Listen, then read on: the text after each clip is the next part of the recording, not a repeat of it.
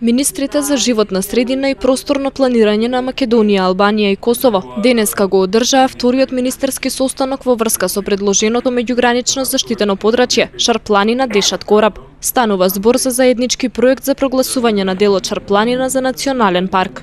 Министерот за животна средина и просторно планирање на Македонија Абдулачи Мадеми вели дека заедничкиот став е делот Шар-планина да биде заштитен. Тоа ќе придонесе во заштитата на природата, но и за економски развој на подрачјето со развој на екотуризмот и промоција на природното и културното наследство. Република Албанија и Република Косово веќе имат прогласено дел од нивните територии како заштитени подрачја и сега останува и нивното искуство да се пренесува тука во Македонија. До сега ние заедно со ЮНЕП, меѓутоа и со невладиниот сектор и со општините, веќе имаме работено заеднички и имаме веќе изграден став дека делот Шар-планина треба да се прогласи како заштитено подрачје, односно национален парк, се со цел и да ја заштитиме природата, меѓутоа и да даваме доприноси во развивање на овој крај, од аспект на развивање на екотуризам, економски развој, промоција на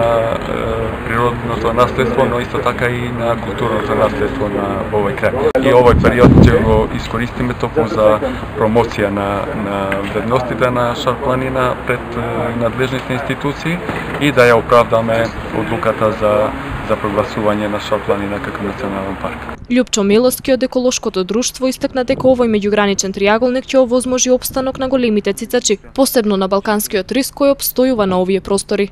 Имаме значајна поддршка од меѓународната заедница и тоа како од програмата за животна средина на Обединетите нации, УНЕП, со канцеларија во Виена, кои што ја тераат идејата за едно од најголемите трансгранични подрачја во Европа веќе 6-7 години. Како и од нашиот стратешки партнер Евронатур од Германија, меѓународна организација, фондација која што ги поддржува и финансиски и стручно најголемиот број од активности за Шар-планина што ние како Македонско еколошко друштво ги спроведуваме. Министерот за животна средина и просторно планирање на Косово Шпатим Руди вели дека од страна на Косово делот од Шара е прогласен за национален парк, со што тие го исполнуваат условот за 10% заштитено подрачје, а се надева дека ова ќе биде случај и во Македонија.